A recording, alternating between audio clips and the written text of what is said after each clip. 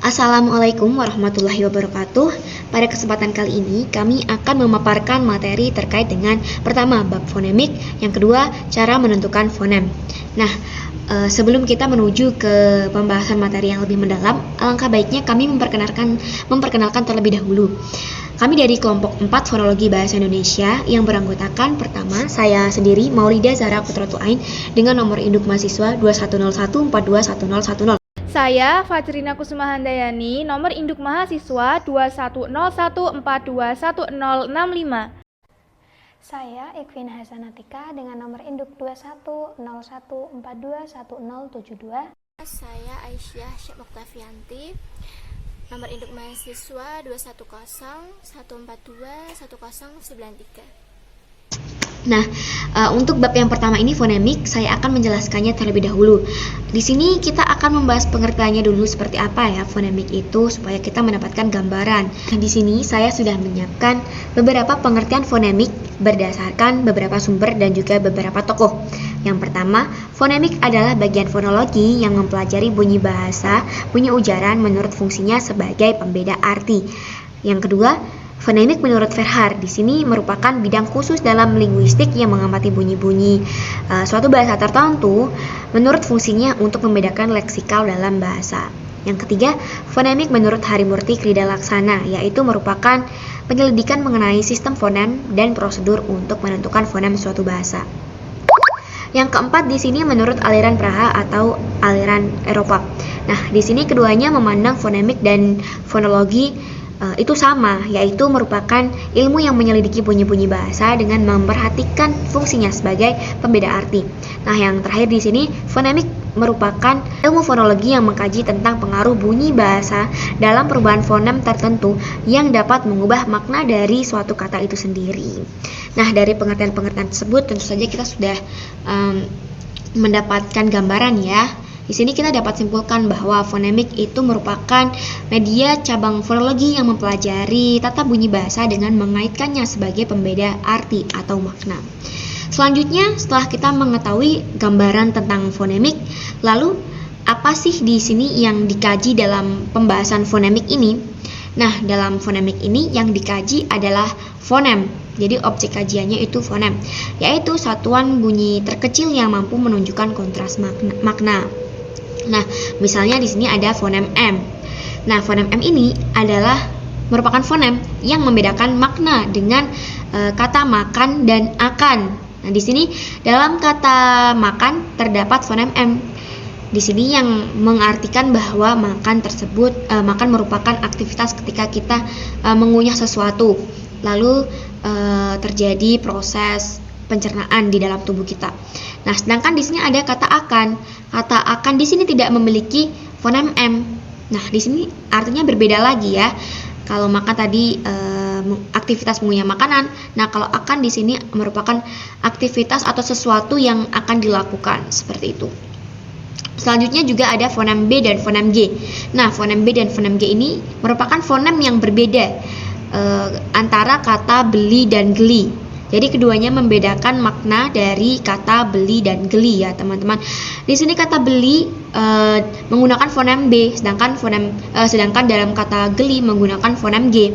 Nah, fonem B dalam kata beli ini merupakan menunjukkan makna yang berbeda dengan geli. Maknanya yaitu kita membayar sesuatu untuk mendapatkan barang.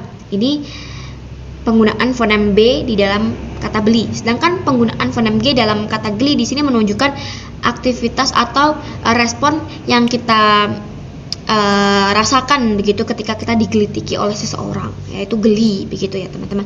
Nah, di sini fonem itu mengaitkannya ya sebagai pembeda arti begitu. Selanjutnya, kalau kemarin kita sudah membahas fonetik nih dari segi pembentukannya, jenis-jenis vokal dan konsonan berdasarkan tempat artikulasi dan lain sebagainya. Nah, di sini kita cari nih perbedaannya dengan fonemik itu seperti apa ya. Nah, kita lihat tabel berikut. ini ada dari segi pengertian saja sudah berbeda ya teman-teman. Kalau fonemik ini mengaitkannya ilmu yang mempelajari bunyi bahasa dengan mengaitkannya sebagai pembeda arti seperti tadi yang sudah saya jelaskan. Sedangkan dalam fonetik ini tidak mengaitkannya sebagai pembeda arti. Untuk objek kajiannya juga berbeda. Jika fonemik itu objek kajiannya adalah fonem, di sini dalam fonetik objek kajiannya adalah fon, yaitu bunyi ujar yang dihasilkan oleh alat ucap. Begitu teman-teman. Nah, selanjutnya untuk persamaannya apa? Dari kedua hal tersebut, fonetik dan juga fonemik, persamaannya itu adalah mereka keduanya sama-sama merupakan cabang fonologi yang menyelidiki bunyi-bunyi bahasanya. Nah, persamaannya hanya sebatas itu ya teman-teman. Selebihnya itu dibedakan dari segi kajiannya dan juga pengertiannya tadi. Nah, selanjutnya kalau tadi kita sudah membahas fonem, dan fonem. Apa itu fonem? Nah, kita akan menggali lebih dalam lagi di sini ya, fonem itu seperti apa. Nah, tadi sudah saya jelaskan, fonem adalah satuan bunyi terkecil yang mampu menunjukkan kontras makna. Contohnya dalam kata manyung. Dalam kata manyung ini terdiri dari fonem M, A. Nah, ini ada simbol fonem dari NY ya, yaitu N yang ada garis melengkung di atas begitu. Lalu ada fonem U dan fonem eng. Nah, fonem eng ini dilambangkan seperti N yang ada huruf J-nya menyambung di bawahnya seperti itu. Nah, dalam bahasa Indonesia ini kalau kita cari tahu nih, ada 26 abjad kan seperti A, B, C, D, E, F, G yang seperti biasanya kita gunakan untuk menulis A, B, C, D, E, F, G sampai Z. Nah, abjad ini berbeda dengan fonem ya teman-teman. Abjad ini merupakan tulisan yang biasa kita tulis gitu saat kita menulis di buku atau kita membaca sesuatu. Nah, seperti itu. Nah, apa bedanya dengan fonem? Nah, fonem ini dari suatu abjad ini bisa terdiri dari beberapa fonem. Contohnya saja abjad E. Di sini abjad E memiliki dua fonem yang berbeda di sini, memiliki dua fonem, yaitu fonem E. Nah, ini fonem E dilambangkan dengan E yang normal-normal saja, dan selanjutnya fonem E yang dilambangkan dengan terbalik. Nah, cara pembacaannya sendiri di sini untuk yang tidak terbalik di sini bisa dibaca E dengan mulut yang sedikit membuka, yang lebih membuka E, lalu bisa juga dibaca E. Contohnya E pada kata sentral dan juga E pada kata sendok. Nah, ini nanti dilambangkan dalam fonem E yang tidak terbalik ya untuk alofon-alofon tersebut. Nah, selanjutnya ada fonem E yang E terbalik. Nah, ini biasa digunakan untuk melambangkan fonem E pada kata mengambil, memasak, mekar. Nah, seperti itu ya teman-teman. Nah, sekarang kita akan membahas nih fonem-fonem itu apa saja begitu. Karena tadi kita baru saja membahas fonem NY, itu kan fonem-fonem yang menurut kita masih terlalu asing ya, karena dalam penulisan kita tidak ada bentuk huruf yang seperti itu. Nah, di sini kita langsung saja. Di sini dalam bahasa Indonesia terdiri dari berbagai macam fonem, yaitu sebagai berikut. Untuk fonem vokal itu terdiri dari 6, yaitu A, I, U, E, dan O. Nah, E di sini sama seperti tadi akan terdiri dari dua alofon, yaitu E dan E, sentral dan sendok begitu. Selanjutnya di sini fonem konsonan. Untuk fonem konsonannya di sini terdiri dari fonem B, P, T, D, C, J, K, G, M, N, Eng, NY. NY bacanya seperti ny gitu kan. Selanjutnya ada L, F, S, Z, dan ini S. Seperti ini kalau dalam bahasa Inggris itu biasa digunakan dalam penulisan, dalam pelafalan bunyi SH, atau yang di dalam bahasa Indonesia itu akan diucapkan SY, seperti itu ya, shin. Nah, pakainya SY. Selanjutnya juga ada fonem X, H, R, W, dan juga Y. Nah, ini yang tercantum dalam buku Alwi. Nah, kalau tadi kita hanya mengetahui secara umumnya saja fonem-fonem itu seperti apa bentuk-bentuknya. Nah, di sini dalam buku Abdul Khair menjelaskan lebih rinci ya. Ada yang menghitung hanya 24 buah fonem saja di dalam bahasa Indonesia, yaitu 6 buah fonem vokal seperti yang saya bilang tadi, yang seperti saya katakan tadi. Dan selanjutnya terdiri dari 18 buah fonem konsonan, yaitu P, C, T, P, T, C, K, D, J, G, dan selanjutnya dan seterusnya. Nah, ada juga yang menghitung 28 buah, yakni dengan menambahkan 4 buah fonem yang berasal dari bahasa asing, yaitu F, Z, T, dan X. Nah, selanjutnya ada juga yang menghitung 31 buah fonem, yaitu dengan menambahkan 3 buah fonem diftong, yaitu au, ai, dan oi.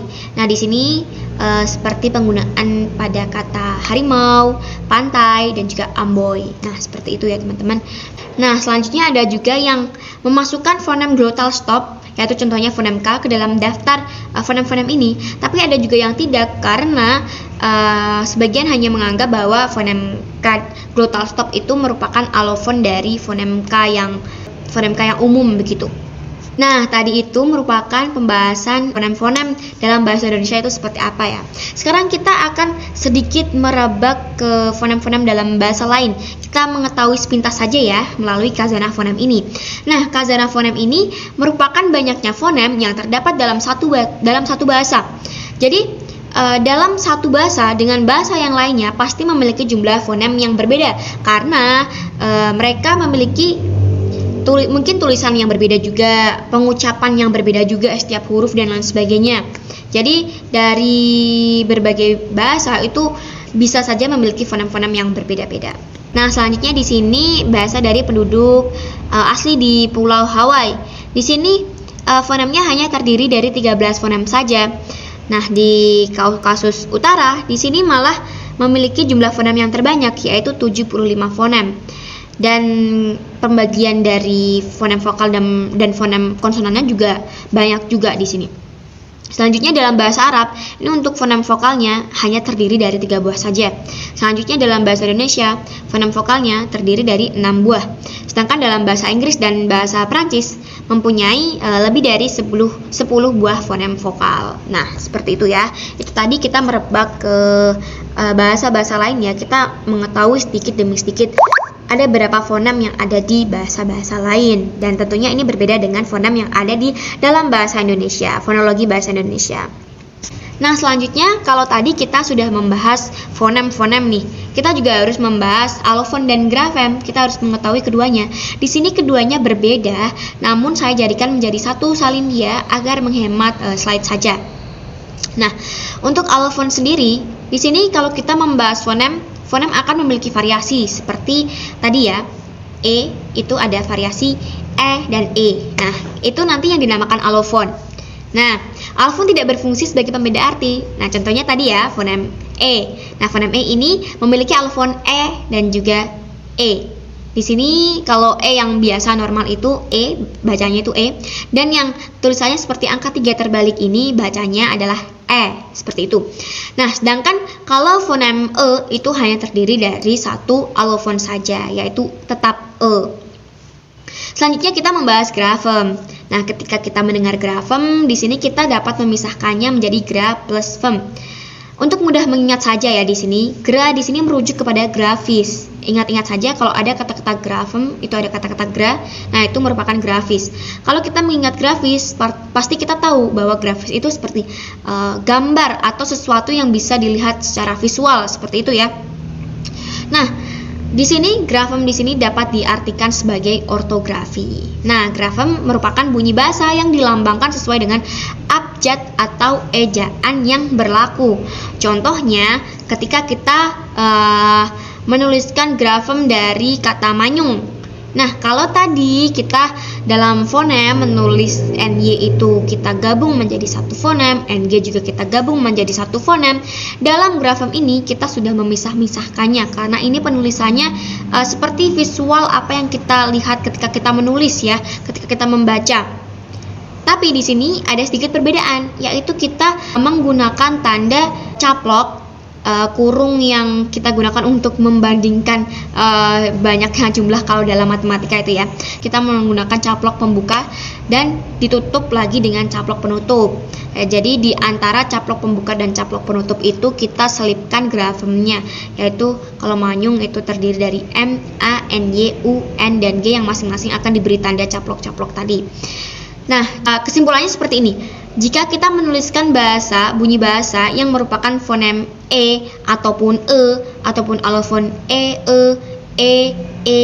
dan lain sebagainya, itu kalau dalam penulisan kita menulis biasanya itu ditulis dengan E, ya sudah grafemnya itu ditulis dengan E biasa, seperti itu ya teman-teman. Dari berbagai uraian di atas ini kita dapat mengetahui ya bahwa fonem, allofon, grafem itu berbeda-beda.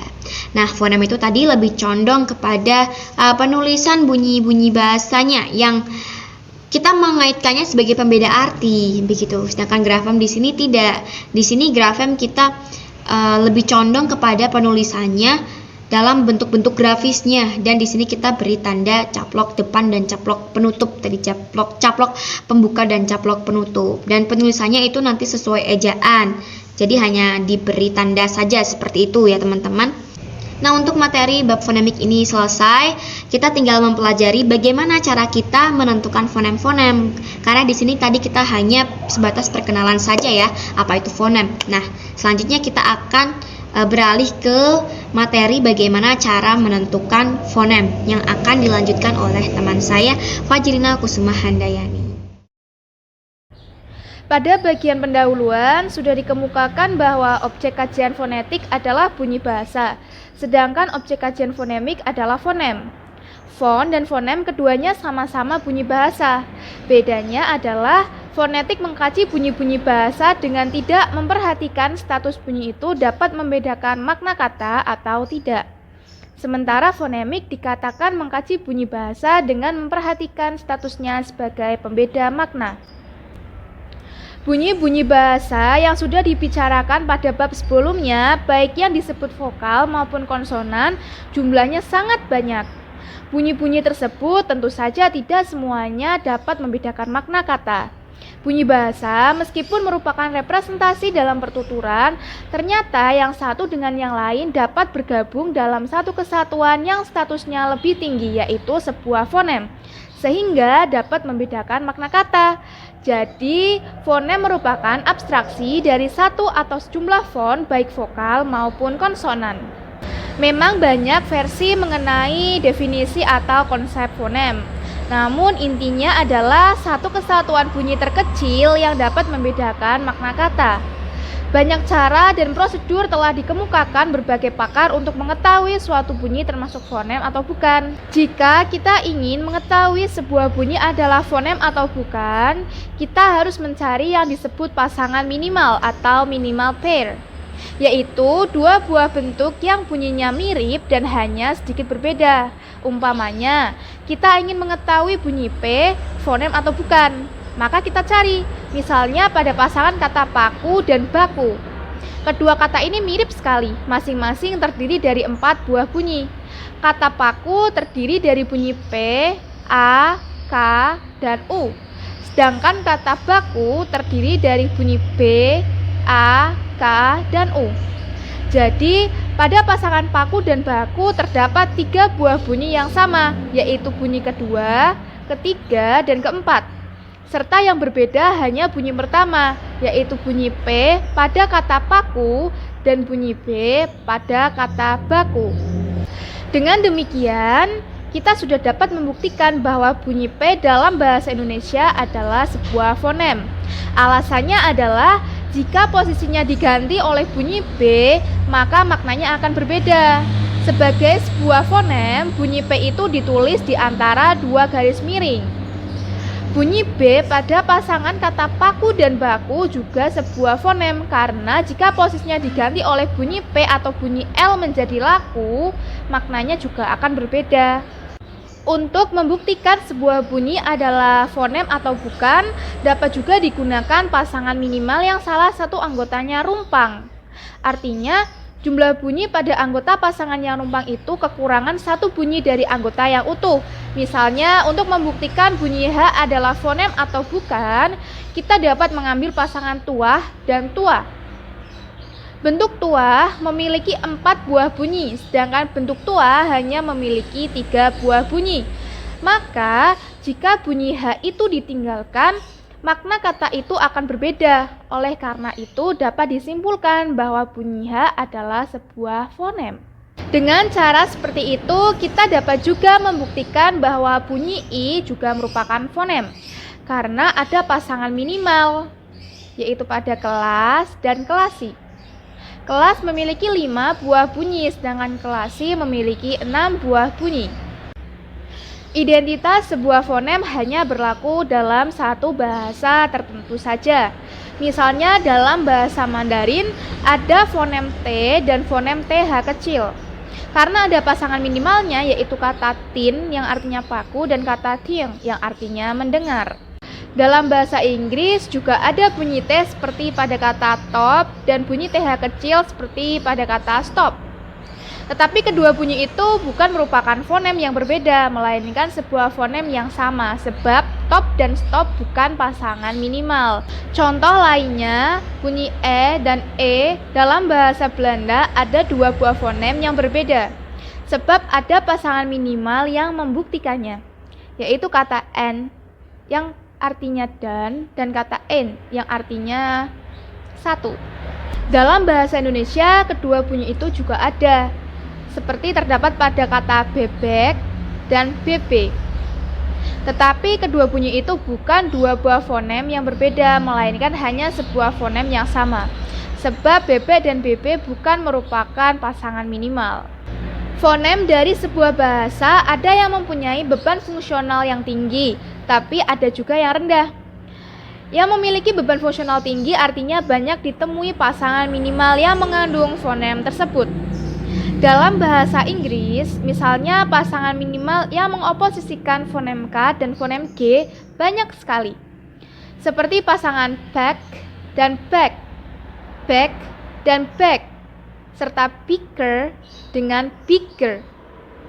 Dalam bahasa Indonesia, beban fungsional fonem L dan R juga tampaknya tinggi, sebab banyak pasangan minimal yang didapati, seperti lawan dengan rawan, bala dengan bara, para dengan pala, sangkar dengan sangkal, dan bantar dengan bantal. Sebaliknya, oposisi K dan apostrof barangkali hanya pada kata sakat dan saat, jadi beban fungsionalnya rendah. Tadi sudah dibicarakan bahwa bunyi T dan TH kecil dalam bahasa Inggris bukanlah dua buah fonem yang berbeda, melainkan dua buah bunyi dari sebuah fonem yang sama, yaitu fonem T. Bunyi-bunyi yang merupakan realisasi dari sebuah fonem seperti bunyi T dan TH kecil untuk fonem T disebut alofon. Seperti juga dengan identitas fonem, identitas alofon juga hanya berlaku pada satu bahasa tertentu, sebab bunyi T dan bunyi TH kecil dalam bahasa Mandarin bukan merupakan dua alofon dari sebuah fonem, melainkan masing-masing merupakan fonem yang berbeda, yaitu fonem T dan fonem TH kecil. Dalam bahasa Indonesia, fonem I setidaknya mempunyai 4 buah alofon, yaitu bunyi I seperti dalam kata cita, bunyi I seperti pada kata tarik, bunyi I seperti pada kata ingkar, dan bunyi I seperti pada kata kali.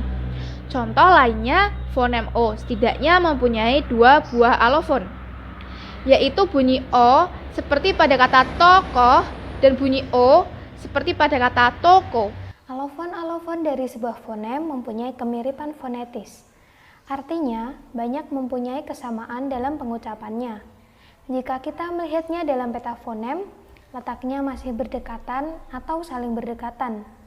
Tentang distribusinya, mungkin bersifat komplementer, mungkin juga bersifat bebas. Yang dimaksud dengan distribusi komplementer atau yang disebut dengan distribusi komplementer atau biasa juga disebut distribusi saling melengkapi adalah distribusi yang tempatnya tidak bisa dipertukarkan. Meskipun dipertukarkan, juga tidak akan menimbulkan perbedaan makna. Distribusi komplementer ini bersifat tetap pada lingkungan tertentu. Misalnya, fonem P dalam bahasa Inggris mempunyai 3 buah alofon, yaitu yang beraspirasi seperti terdapat pada kata space, yang tidak beraspirasi seperti terdapat kata space, dan yang tidak diletupkan seperti terdapat pada kata map. Dalam bahasa Inggris, ketiga macam alofon fonem P itu tidak dapat dipertukarkan. Yang beraspirasi adalah jika terletak di awal kata, yang tidak beraspirasi adalah kalau terletak di tengah kata, dan yang tidak diletupkan adalah kalau fonem itu terletak pada akhir kata. Distribusi komplementer ini dapat kita lihat juga dalam bahasa Indonesia. Contohnya fonem O yang berada pada silabel terbuka diucapkan O seperti pada kata toko, dan yang berada pada silabel tertutup diucapkan O seperti terdapat pada kata tokoh dan bodoh. Distribusi bebas adalah bahwa alofon-alofon itu boleh digunakan tanpa persyaratan lingkungan bunyi tertentu.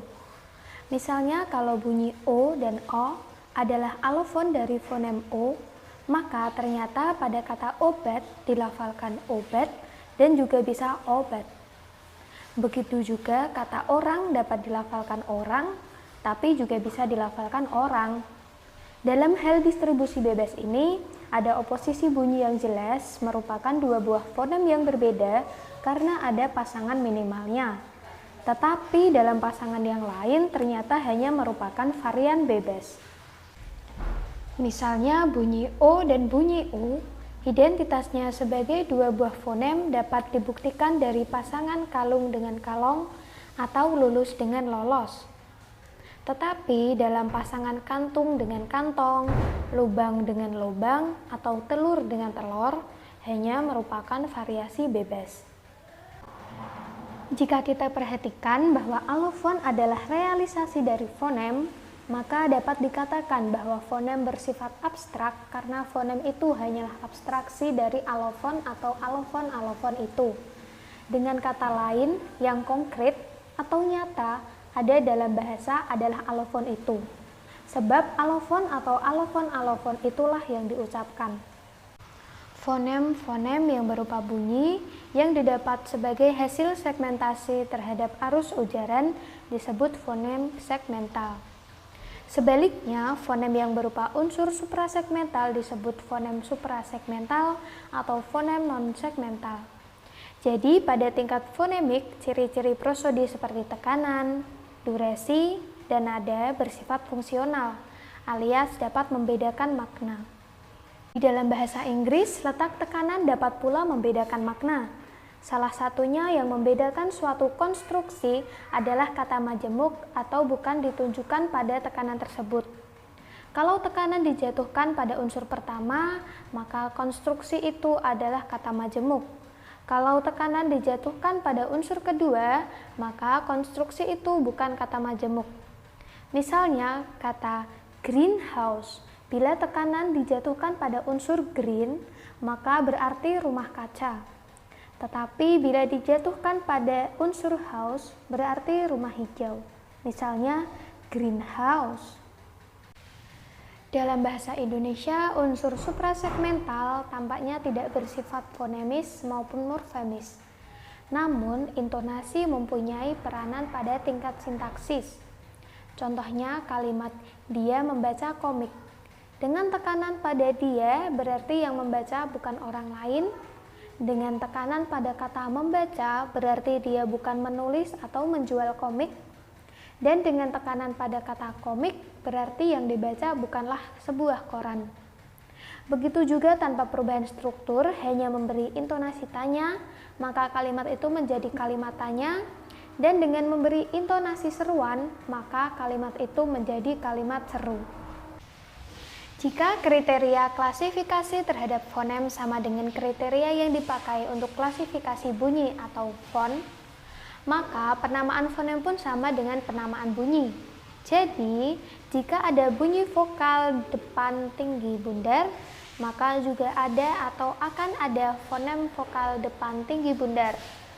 Kalau ada bunyi konsonan hambat bilabial bersuara, maka juga ada atau akan ada fonem konsonan hambat bilabial bersuara. Cara menentukan fonem. Yang pertama ada pasangan minimal dan beban fungsional.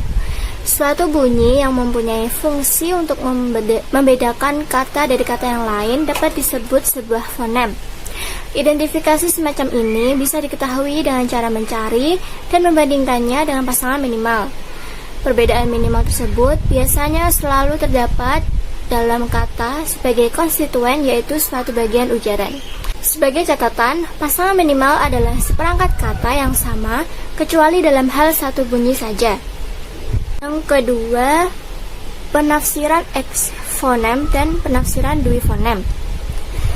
Ada kalanya dalam menggolongkan bunyi tertentu yang kita analisis secara fonetis ke dalam fonem tertentu dapat kita hadapi kesulitan khusus. Misalnya, apakah harus kita tafsirkan bunyi bridge pada kata Inggris bridge sebagai satu fonem atau dua fonem yang masing-masing memiliki letupan dan frikatif.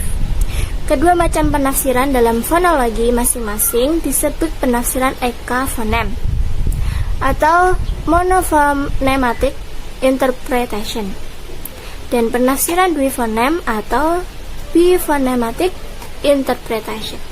Cara menentukan fonem yang ketiga adalah dengan memperhatikan variasi allofonemis. Allofon adalah wujud sama seperti variasi bunyi.